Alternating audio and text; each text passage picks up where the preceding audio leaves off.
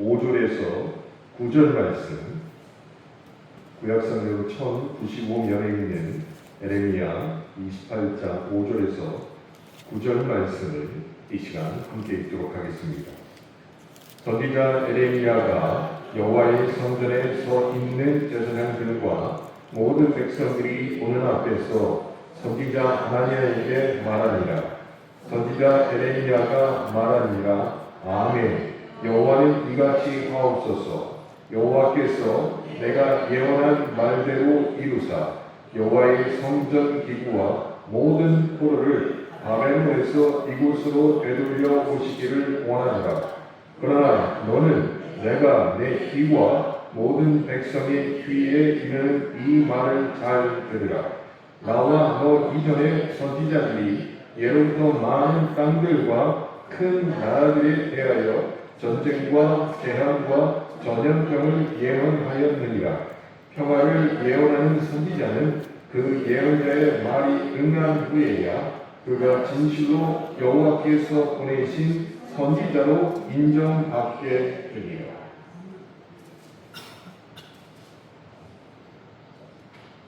수요일에는 마태복음을 강의하고 있었는데요. 마태복음 10장의 내용, 예수님께서 제자들에게 이 세상에 검을 주고 왔다. 참 어려운 말씀입니다. 그런데 예레미야 28장 말씀을 잘 해석하면 마태복음 10장의 말씀이 쉽게 해석이 되기 때문에 마태복음 강의 중 에레미야를 하고 마태복음 10장을 다시 강의하도록 하겠습니다. 그래서 오늘 수요일 시간에 우리가 함께 나눌 말씀이 에레미야 28장의 말씀이 됩니다. 바벨론 제국이 예루살렘을 침공해서 왕과 귀족들 그리고 백성들을 포로로 많이 잡아갔습니다.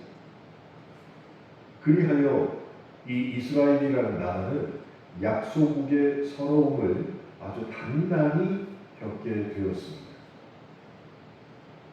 그렇지만 성경에서 예언하고 실제 역사에서 일어났던 예루살렘이 완전히 무너지는 그때는 이 사건을 중심으로 앞으로 10년이 조금 더 남아있는 시기였습니다. 그때 오늘 본문에서 우리가 1절부터 4절까지는 읽지 않았는데 원래는 1절부터 9절까지 읽어야 되는데 이따가 2절, 4절은 제가 읽어드릴 겁니다. 그 본문에서 두 예언자가 예루살렘 성전 앞에 지금 마주 보고 서 있게 되었습니다. 그리고 그 주변에는 백성들이 모두 다 이 두 예언자가 도대체 무슨 말을 하는가 듣고 싶어서 빽빽히 모여든 상황이 본문의 배경이 됩니다. 그 한쪽에는 하나냐라고 하는 예언자가 있었고 또 한쪽에는 우리가 눈물의 선지자라고 부르는 에레미야가 마주서 있었습니다. 성전 앞에 한쪽은 하나냐, 한쪽은 에레미야가 서로 보고 마주서 있었다는 것이에요. 그런데 에레미야는 매우 독특한 복장을 하고 있었습니다. 에레미야는 자신의 목에다가 그날 꺾은 나무로 만든 멍에를 걸치고 매우 기이한 모습으로 성전 앞에 서 있었어요. 왜 예레미야가 멍에를 자기 몸에다 걸치고 그 자리에 서 있었을까요? 우리가 바벨론의 종이 되어서 앞으로 멍에를 치고 백성들이 살아야 된다라는 하나님의 말씀과 하나님의 뜻을 보여주기 위해서 직접 나무를 깎아서 멍에를 만들고 그것을 자기 목에 건 이후에 하나님 즉 빽빽히 모여든 백성들 그 앞에 서게 되었습니다. 그런데 놀랍게도 마주보고 있던 두 예언자들 한쪽은 하나냐, 하나는 에레미야인데 똑같이 하나님의 말씀으로 예언을 시작하게 되었다는 것이 똑같이 어떻게 예언했느냐? 여호와께서 이같이 나에게 말씀하셨느니라. 둘 다 똑같습니다. 하나님도 여호와의 말씀을 들었다고 얘기합니다. 에레미야도 하나님의 말씀을 들었다라고 얘기한 것이에요. 둘 다 하나님의 말씀을 받았다라고 이야기하는데 그 예언의 내용들은 완전히 서로 다른 정반대의 것을 말하고 있었다는 것이에요. 하나님가 먼저 선포했습니다. 에레미야 28장 2절부터 4절의 내용입니다. 만군의 여호와 이스라엘의 하나님이 이같이 일러 말씀하시기를 내가 바벨론의 왕의 멍에를 꺾었느니라. 내가 바벨론의 왕 느부갓네살이 이곳에서 빼앗아 바벨론으로 옮겨간 여호와의 성전 모든 기구를 2년 안에 다시 이곳으로 되돌려 오리라. 내가 또 유다 왕 여호와김의 아들 여고니아와 바벨론으로 간 유다 모든 포로를 다시 이곳으로 돌아오게 하리니 이는 내가 바벨론의 왕의 멍에를 꺾을 것이니라. 여호와의 말씀이니라 하시니라. 하나님가 먼저 이렇게 예언을 하게 되었습니다. 요약하면 이런 말씀입니다. 2년 안에 모든 것이 회복된다라고 말하는 것이. 끌려간 왕국 그리고 포로로 붙잡혀간 백성들도 빼앗긴 모든 성전의 기물들도 다 돌아온다. 이것이 나에게 말씀하신 여호와의 말씀이니라라고 하나님가 말을 하게 된 것입니다. 그리고는 하나님께서 유다 이스라엘을 멸망에 이르게 할 뻔한 바벨론의 멍에를 지우신다라고 예언을 하게 된 것이. 그러더니 에레미야 목에 있는 그 나무 멍에를 하나님가 뺐습니다. 그리고 그 자리에서 부러뜨립니다. 얼마나 멋있는 광경이에요. 그러니 지금 하나님의 예언과 그 행동을 본 주변에 빽빽히 들어선 백성들이 얼마나 통쾌하고 얼마나 소리지르며 기뻐했을까요?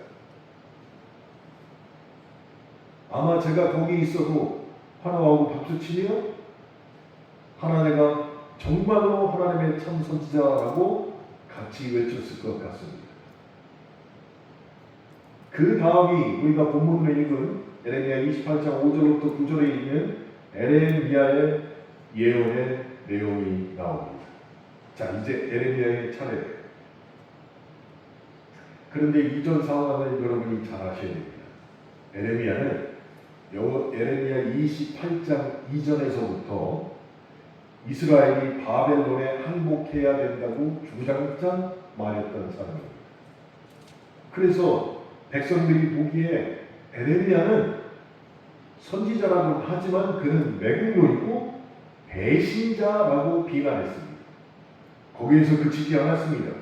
에레미야를 때리고 웅덩이에다가 던지기까지 이미 28장 전에 그런 일을 겪게 된 것이에요. 그러니까 에레미야가 차례가 되어서 예언을 말해야 되는데 아마 백성들은 이렇게 생각하고 있을 것입니다. 하나냐, 너는 여전히 그 자리에 서서 거짓말을 하는구나. 너 왜 하나님의 뜻을 자꾸 왜곡하여서 백성들에게 가당치 않은 희망을 주고 있느냐. 너는 거짓말하는 자다. 이렇게 대차게 쏘아 붙일 것이라고 모든 백성들이 생각을 하고 있었고, 만약 그렇게 얘기하면 다시 한번 그를 때리고 끌고 나가 웅덩이에다 집어 던질 생각을 하고 있었다는 것이. 그런데 에레미야가 모든 백성들의 생각과는 정말로 뜻밖의 말을 시작하게 됩니다. 그게 본문 6절 말씀입니다. 선지자 에레미야가 말하니라. 아멘. 여호와는 이같이 하옵소서. 여호와께서 내가 예언한 말대로 이루사 여호와의 성전 기구와 모든 포로를 바벨론에서 이것으로 되돌려 오시기를 원하노라. 에레미야가 뜻밖의 말을 한 것이. 에레미야 차례 때 에레미야가 첫 말이 무엇으로 시작됩니까? 아멘이라고 시작을 하게 됩니다. 이 말의 뜻은 이렇습니다. 에레미야도 지금껏 계속해서 백성들에게 매우 모진 말을 했는데 자기 앞에서 하나냐가 지금 이야기한 그 예언, 비록 하나님에게 들었다라고 말하는 그 말, 거짓말인 줄 알면서도 정말 저 말씀이 하나님의 뜻이기를 간절히 바라고 있었다는 것이. 그래서 너 거짓말하냐? 라고 말한 게 아니라 아멘이라고 먼저 에레미야가 말하게 되었습니다. 그래서 똑같이 나도 그런 심정이다. 사랑하는 자기 백성들이 빨리 되돌아오기를 나도 똑같이 바라고 있다. 그래서 그것을 아멘이라는 말로 시작을 하게 됩니다. 그리고 나서 에레미야는 그 뒤에다가 몇 마디를 붙이게 되는데 그게 바로 본문 9절 말씀입니다. 본문 9절을 요약하면 이런 말이 되죠. 평화를 약속하는 그 예언은 그 말이 실제로 이루어진 뒤에야 참으로 참된 것으로 드러난다라고 마지막에 에레미야가 9절에 말하는 것이. 그게 네 말이 정말이면 실제로 이 일이 일어났을 때 참말이 된다라고 말하는 것이. 에레미야는 이렇게 말할 수밖에 없었습니다. 하나님께서 지금 우리 둘 다에게 하나님의 뜻과 하나님의 말씀을 전해 주셨다라고 같이 이야기하는데, 그런데 그 말이 정말로 참인지 거짓인지는 시간이 좀 더 흐르면 드러나게 될 것이다. 에레미야가 말을 한 것이.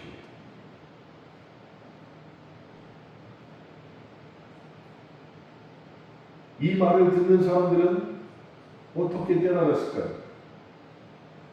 성전에 모여있던 모든 백성들이 지금 두 사람의 정반대의 예언을 들었는데 그 사람들에게 여러분 나와 그리고 하나냐 둘 중 누가 참 예언자인지 누가 참 선지자인지 지금 당장은 가려낼 수 없습니다. 그러나 시간이 지나면 드러나게 될 것입니다. 이렇게 이야기하는 것이. 근데 만약 저와 여러분이 그 자리에 있었다면 어떤 반응을 했을까요? 이스라엘 백성들이 모인 그 자리에 저와 여러분이 함께 있었다면 우리는 이 둘 중에 누구를 정말로 참 예언자라고 박수치고 신뢰할 만 했을까라는 생각이 듭니다.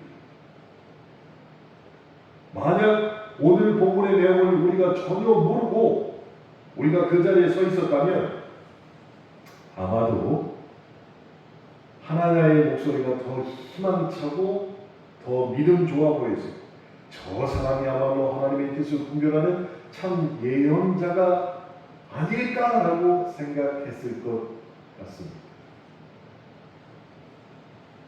그런데 성경은 에레미야의 예언, 에레미야가 예언한 그 말 그대로 예루살렘 도성이 무너지고 백성들이 70년 동안 바벨론에 끌려가 타향살이를 하게 되었다라고 기록하고 있는 것입니다. 사랑하는 성도 여러분, 지금 이스라엘 사람들은 갈림길에 서 있었어요. 그래서 하나냐의 말이 옳은지 에레미야의 말이 옳은지 알 수가 없지만 갈림길에 서 있는 운명이 된 것이. 저와 여러분도 살다 보면 인생의 갈림길마다 두 가지 목소리를 듣게 됩니다. 하나는 제발 정신 차리고 안전하고 모두가 박수치는 길로 너도 묻어가라 라는 말이 우리 귀에 들어요. 정신 못 차리고 있는 사람인 것처럼 우리 제발 정신 차리고 모든 사람이 안전하다라고 생각하는 그 길로만 가라. 또 하나는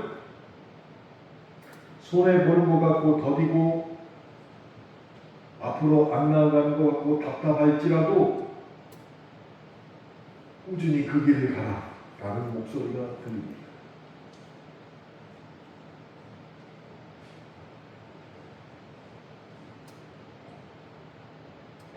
저도 요즘에 그런 목소리를 들었습니다.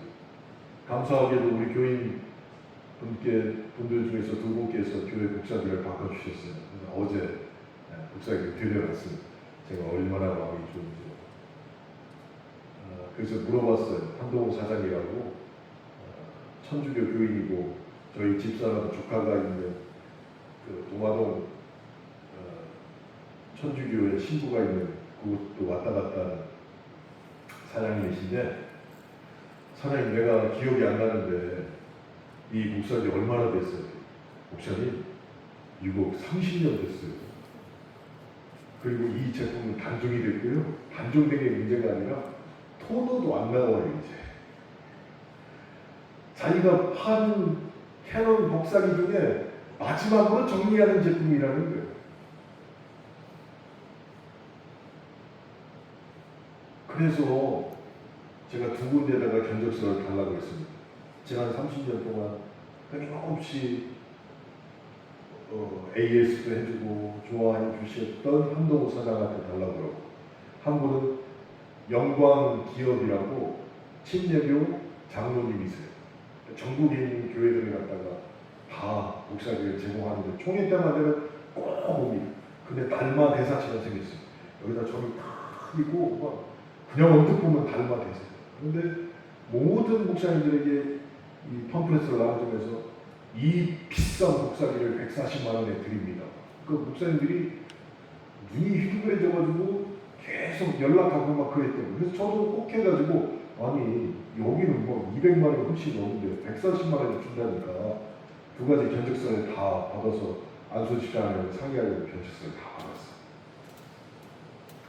그래서 견적서를 보고 통화를 해보니까 140인데 그건 본체만이고 그 밑에 넣는 게 27만 원, 그 밑에 넣는 게 뭐 제공하면 뭐 해서 결국 그게 280만 원이 돼요. 근데 모든 사람에게 뭐라고 얘기해? 140만 원. 140. 잉크도 다른 데도 더 비싸. 45만 원. 그런 얘기는 다 빼놓고 무조건 희망찬 얘기만 하는 거예요. 140만 원이면 다 해결됩니다. 그렇게 알았어요. 근데 정말로 실물을 보고 따져보니까 첫 번째 지금까지 우리를 도와주신 분이 훨씬 싼 거예요. 근데 우리는 대부분 어때요? 더 싼 데가 있다. 더 싼 데가 있다. 계속 다가갑니다. 그렇게 인생을 살아갈 때마다 갈림길에 서 있으면 두 가지 목소리가 우리의 귀에 들린다는 것이에요. 그런데 게다가 어떤 사람이 와서, 야, 내가 네 문제를 놓고 기도해 봤는데 하나님이 나에게 이런 음성을 주셨어. 이 길로 가. 이게 하나님의 뜻이야. 이렇게 얘기하면 정말로 난감해집니다. 저 사람은 내가 내 문제를 놓고 내가 기도하는데 하나님이 나한테 응답 안 하시고 왜 저 사람한테 응답을 해가지고 나보고 이 길로 가라고 안 가면 하나님의 뜻을 분별하지 못한 사람이 되는 거고, 가면 저게 진짜 하나님의 뜻인지 알 수도 없는 길이고, 누구든지 인생의 갈림길에 있으면 하나님의 뜻이 무엇인지 분별하기에 매우 어렵다는 것이, 이 길이야말로 정말 하나님의 길이지라고 단언하기가 목사인 저도 어렵다는 것입니다. 그럼에도 불구하고 우리는 도대체 어떤 길을 찾아서 어떤 길이 하나님의 뜻인지를 분별하여서 그 길을 가야 하냐는 것이, 도대체 하나님의 뜻을 분별하는 방법은 무엇이 있냐는 것이, 더군다나 오늘 본문에서는 하나님의 사람이라고 불리는 두 예언자가 서로 다른 하나님의 모습을 지금 우리에게 보여주고 있으니 어떤 것이 하나님의 뜻인지 어떻게 구별해야 되느냐가 정말 중요한 문제가 되는 것입니다. 이 문제는 우리의 고민만이 아니었습니다. 종교개혁자 마틴 루터는 이 문제에 대해서 고민하게 되었습니다. 그러면서 나중에 그의 저서에서 이렇게 말합니다. 우리가 하나님을 찾는 방식이 두 가지 길이 있다라고 설명을 하고 있습니다. 내가 하나님을 찾는 방식이 두 가지가 있다. 하나는 우리가 보고 싶은 곳에서 하나님을 찾는 길이다. 내가 원하고 내가 보고 싶은 데서만 하나님의 길을 찾는 방법이 있고, 또 하나는 하나님 당신이 스스로 보여주시는 그곳에서 하나님을 찾는 길이다.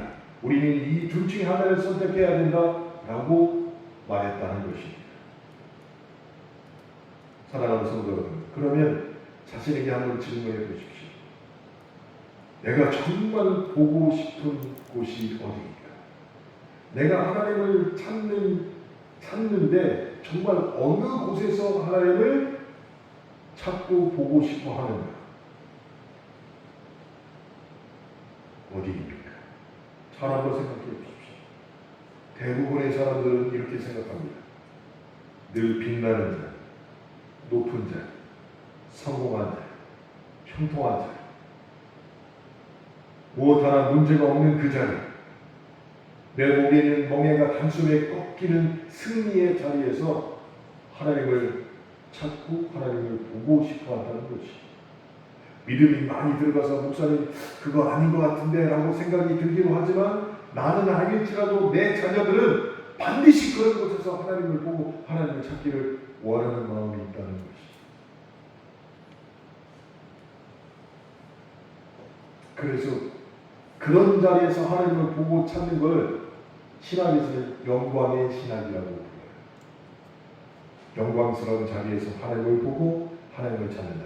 영광의 신학입니다. 그런데 영광의 신학의 대표 주제가 누구냐? 오늘 본문을 놓고 보면 하나님. 보이는 증거, 빠른 승리, 모든 찬사를 받는 것, 그 자리에 지금 하나님가 서 있는 것이, 그것이 지금 말로 하면 하나님은 영광의 신학자라는 것이. 그런데 루터는 정반대의 결론을 내리고 있습니다. 하나님은 사람들이 보고 싶어하는 자리가 아니라 하나님 당신 자신이 직접 보여주시는 그 자리에 계시며 우리는 그런 하나님을 찾아야 된다라고 말하고 있는 것입니다. 그런데 그게 어디일까요? 하나님이 직접 보여주신 당신의 모습을 완전히 드러내신 그 자리가 도대체 어디냐는 것이,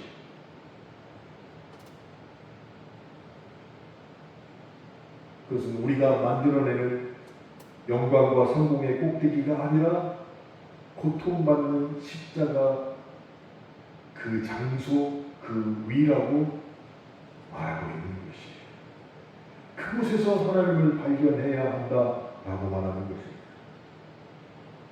그곳에서 무엇을 발견해야 됩니까, 목사님? 루터는 이렇게 얘기합니다.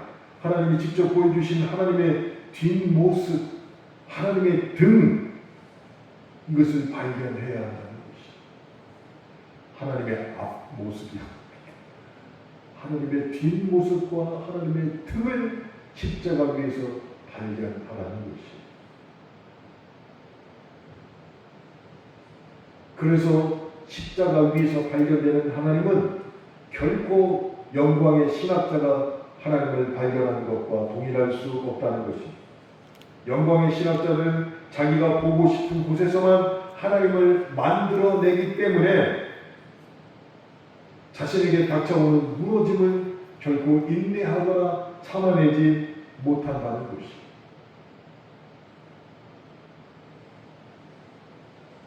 에레미야가 십자가 위에서의 하나님의 뒷모습, 하나님의 등을 발견하는 사람이 되었습니다.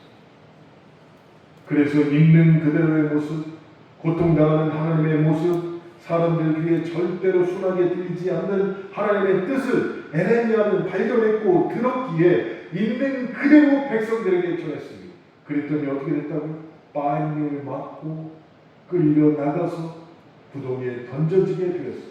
그럼에도 불구하고 십자가 위에서의 하나님의 뒷모습과 등을 보았기에 에레미야는 계속해서 그 말을 할 수밖에 없었다는 것이.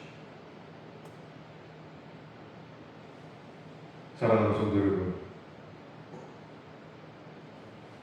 에레미야의 그 목소리, 에레미야가 발견했던 하나님의 등, 하나님의 뒷모습, 많은 사람들의 귀에 거슬렸습니다. 그리고 많은 사람들이 그렇게 발견된 하나님의 뜻을 듣기 싫어했습니다.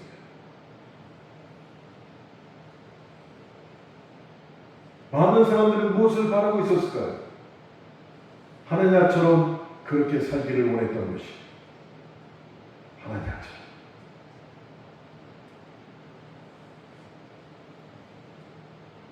가만히 생각해 보면 우리도 역시 빛나는 자리, 높은 자리, 모든 것이 형통한 자리에서만 하나님이 계신다, 이렇게 은연중에 생각을 하고 있습니다. 그런데 우리의 삶이 정말 그런가요? 우리의 삶 속에 정말 그런 날만 있나요? 결코 아닙니다. 내가 예상치 못했는데 진단서를 받아든다. 그때 하나님은 어디 계시는 것이? 아무런 대비가 되어 있지 않은데 내 사업이 무너진다. 그때도 여전히 하나님 영광의 자리에 계십니까? 예상치 못했는데 사랑하는 사람을 떠나보낸다. 그때 우리는 어떤 감정을 느끼냐는 것이. 우리는 이미 하나님을 믿고 있기에 그럴 때 일정한 단계의 감정을 거치게 됩니다. 처음엔 이렇게 얘기합니다. 내가 무엇을 도대체 잘못했기에 하나님이 나에게 이렇게 모질게 대하실까? 처음에는 원망처럼 들리지만 원망이 금방 반성으로 가서 이 또한 이렇게 생각합니다. 그래, 내가 뭔가 잘못했겠지.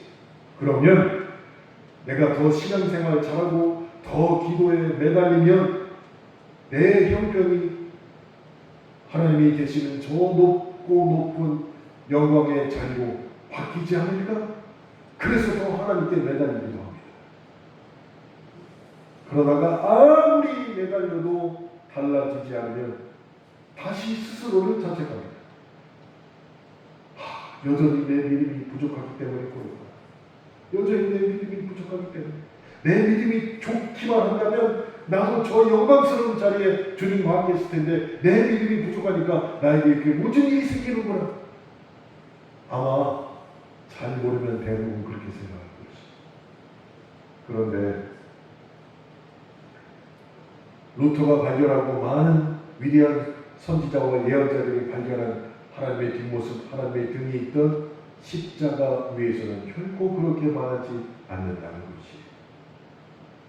하나님이 가장 안 계신 것처럼 보이고 느껴지는 그 순간이 사실은 보이지 않는 하나님이 우리에게 가장 가까이 있는 순간이라는 것을 십자가 위에서의 신앙은 깨닫게 되게 된다는 것이.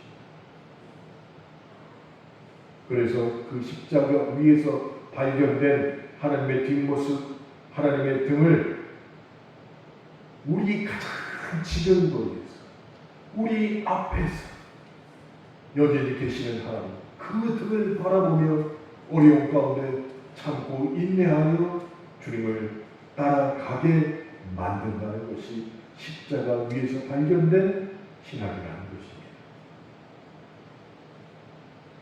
그런데 문제는 그게 내일로 닥치면 우리가 그렇게 또한 반기지 못한다는 것입니다. 그게 내일 다른 사람의 일이 되면 교훈하고 질책하기도 하면서 하나님의 뒷모습을 바라보고 하나님의 등 가까이 붙어서 이 일을 헤쳐나가고 믿음으로 승리해라 라고 말하는데 막상 내일이 되면 그렇게 반기지 않는다는 것입니다.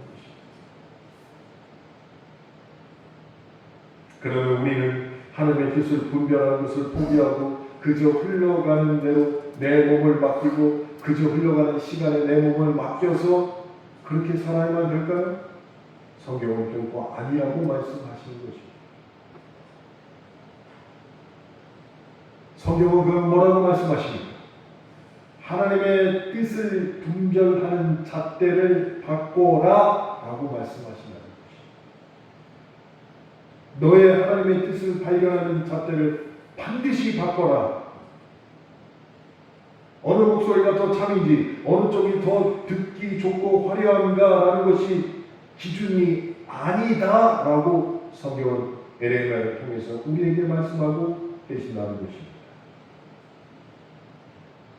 더 달콤하고 더 빠르고 더 화끈한 말일수록 오히려 더 의심해야 된다라고 말씀하신 것입니다. 사랑하는 성도 여러분, 설교자가 이런 유혹을 붙이기가 제일 어렵습니다. 똑같은 성경인데, 그래서 연구하고 참된 말씀이 무엇인지를 아는데, 그럼에도 불구하고 설교자의 마음속에 뭐가 자꾸 피어오르냐? 교인들의 감정을 치켜 세우고 교인들의 기분을 고조시켜서 내 말이면 무조건 믿게 만들어야 된다라는 유혹이 스물스물 피어온다는 것이.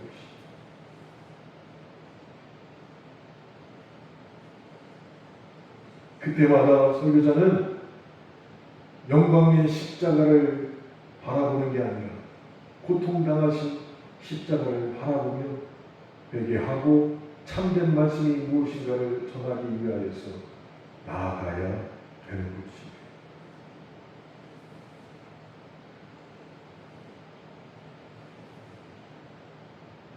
우리에게 십자가는 너무나도 중요합니다.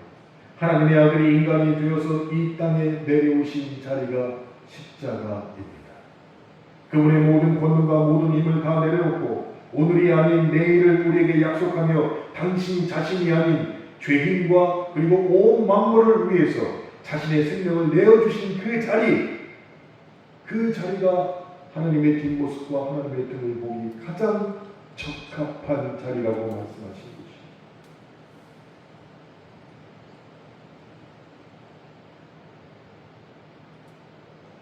그래서 신앙을 갖고 있다면 내가 주님을 따르겠다라고 고백하고 그렇게 살아야겠다라고 결단한다면 그 말은 나는 앞으로 십자가를 따라 살겠다는 말과 동일하다는 것입니다.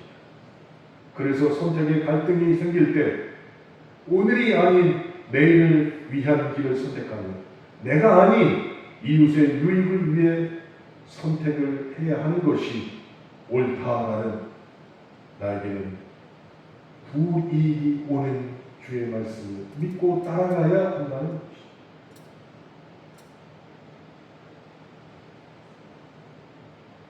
다시 에레미야로 돌아가 보겠습니다.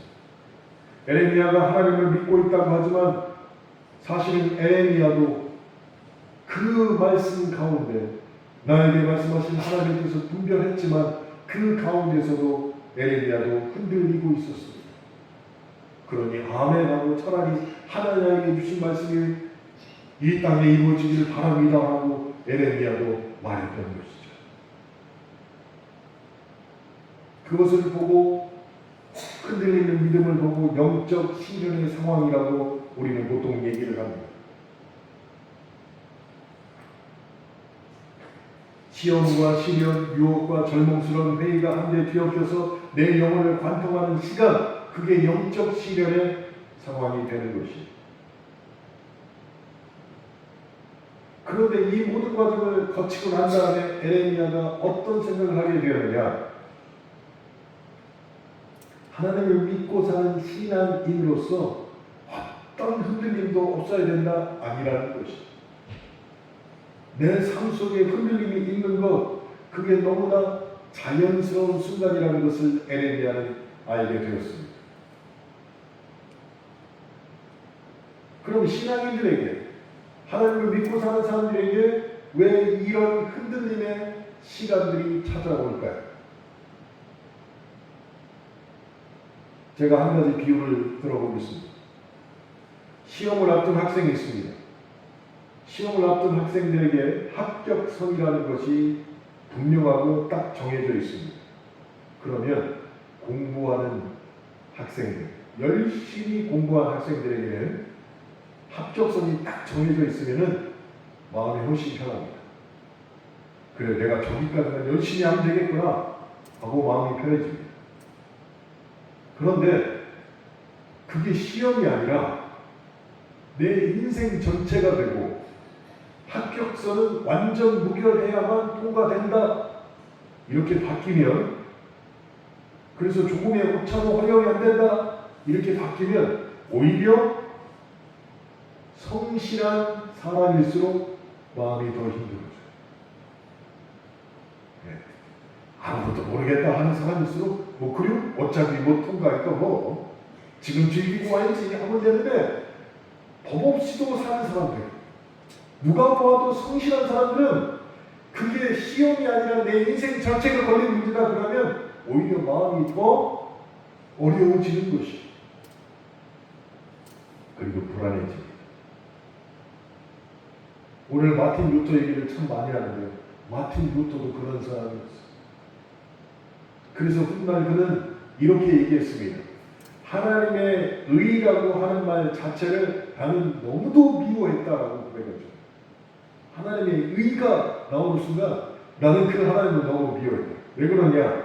하나님이 의로우면 의로울수록 죄인인 자신이 숨 쉴 틈도 보이지 않기에 너무 힘들었다는 것이죠.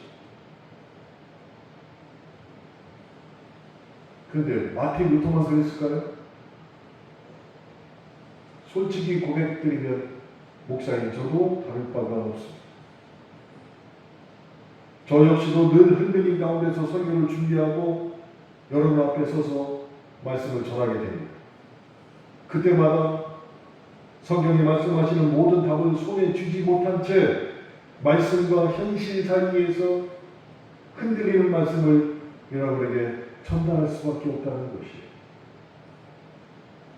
그러면서 마틴 루터가 깨달은 것처럼 저에게도 한 가지 희망이 보는 게, 흔들리는 그 자리에 하나님 주시는 은혜와 복이 임한다라는 것을 깨닫게 되었습니다.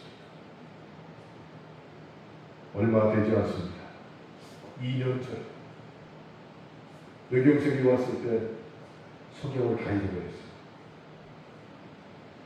성경책이라는 걸 알고 있었는데 그 안에 지금까지 공부하고 배웠던 모든 것이 하나도 기억이 안 나. 근데 설교를 해야 돼.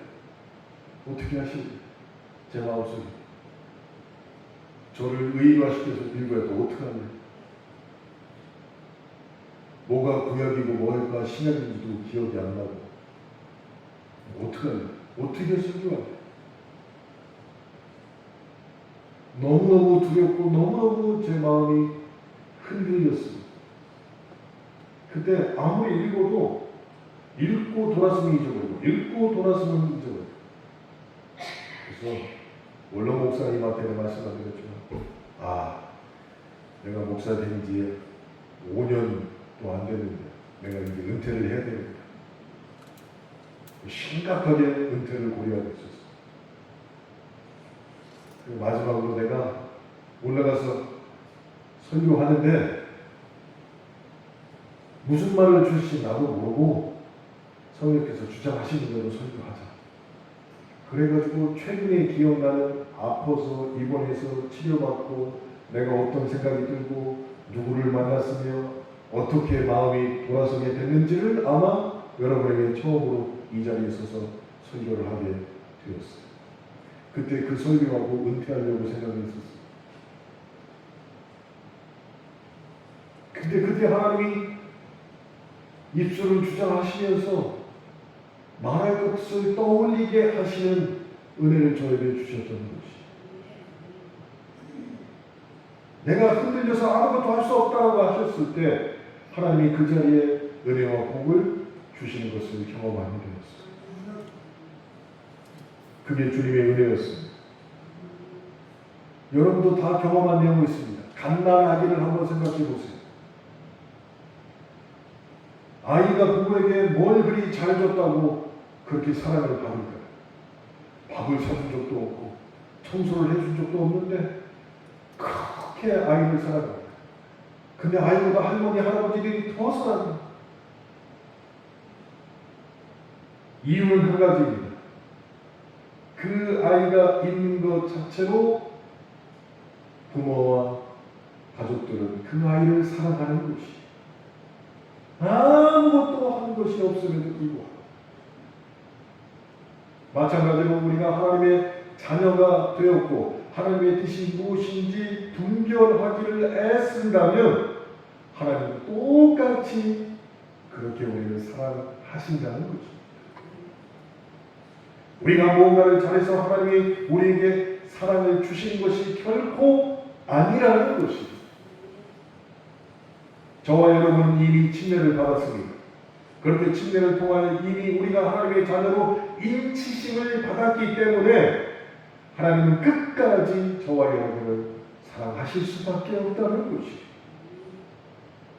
그러니 에레미야의 모습을 통해서 우리가 지금 삶에 적용할 수 있는 교훈은 한 가지입니다. 하나님의 자녀가 된 사람들은 완벽한 척 안 해도 된다는 것이.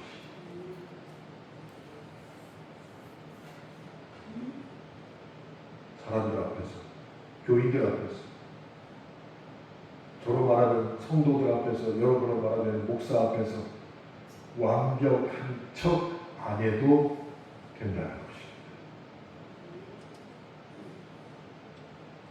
흔들리고 쓰러지고 의심해도 된다는 말이에요.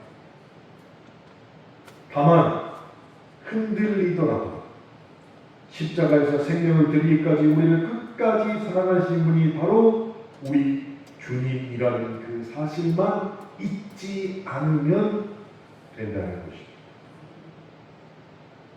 사랑하는 성도 여러분, 귓가에 좋은 말만 따르지 마시기 바랍니다. 우리의 선택과 결론은 언제나 하나님의 뜻에 있음을 기억하고 하나님의 뜻을 분별하는 믿음과 그 능력을 발휘하는 방법을 잣대를 바꿈으로 말미암아 겸비해야 한다는 것입니다. 저와 여러분이 하나님 앞에 섰을 때 하나님께서 무조건 나를 구원하셨음을 믿고 깨달으라. 제발 교회의 종도 되지 마시고 사람의 종도 되시지 마시기 바랍니다. 저 여러분은 오직 하나님의 자녀입니다. 그래서 사람에게 상처받은 일, 우리가 잊을 수 있는 이유는 딱 한 가지밖에 없어요. 내가 그 사람에게 종이 아니라 하나님의 자녀에게 잊을 수 있는 것이. 잊을 수 있는. 월요일날 독서 모임 하면서 대흥 침례교회에서 모였어요. 정의된 목사 그곳에서 모여서 한정훈 목사님 모시고 독서 모임을 했습니다. 그러다가 참 재미있는 얘기가 나왔어요. 한 목사님이 이렇게 얘기했습니다. 거기 침례교 목사님들만 정의된 목사 빼고 12명이 있었으니까요. 자, 정의된 목사는 우리한테 참 감사해야 돼. 왜요? 정의태 목사 왜요? 그러니까 대흥교회는 정말 우리한테 감사해야 된다고. 왜냐고요? 여기는 모든 교회에서 대흥교회로 많이 갔어. 대흥교회. 이유는 하나뿐이에요. 사람에게 상처받은 다음에 신앙을 포기하기 그러니까 대흥교회로 갑니다. 그리고 구석에 앉아요. 누구하고도 교류도 안 합니다. 나는 신앙생활을 계속 하고 있지. 위안을 받기 위해서 대형교회로 모든 교회 교인들이, 침례 교인들이 상처받으면 거기로 가요. 그때 대형교회는 우리한테 감사해야지. 그래서 그날 밥은 저희들이 샀어요.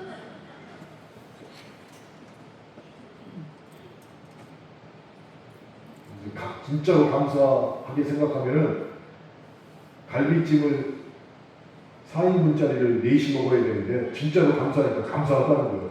그러면은 갈비찜 4인분짜리를 2시간 돼서 먹을게 가지고 더 시켜서 먹었어요. 여러분, 교회에서 이탈하는 안타까운 교인들이 있습니다. 그때마다 정말 마음이 무너져요. 이 자리에 있을 때. 근데 이유는 다 그렇듯해. 다 그렇듯해. 그렇지만 아직 한 번도 얘기했지만 해주고 싶은 말이 있어요. 그런 사람은 진짜 영광의 신학자와 똑같은 하나냐와 같은 사람입니다. 하나냐가 2년 후에 자기 말이 틀린 걸 알게 되었어요. 하나냐가 거기 있었을까요? 딴 데 갔지. 딴 데 가서 또 그 얘기하고 있지. 2년마다 돌아다니면서. 여기서 상처 받았으면 여기서 치유가 돼야 됩니다. 뭐로? 하나님의 말씀으로 치유를 받아야 됩니다. 우리는 치유받기 전에 그냥 다 떠납니다. 다 떠나. 근데 예레미야는 어떻게 했다고요? 뺨을 맞고 끌려나가고 구덩이에 빠질지라도 하나님이 주시는 십자가를 바라보며 하나님의 등을 바라보고 하나님의 뒷모습을 바라보며 그 자리에 서 있었다는 거죠. 이걸 우리가 합니다. 그래서 대학교에 가기가 어떤 때는 겁나. 예전에 우리 교인들 만나기도 했고,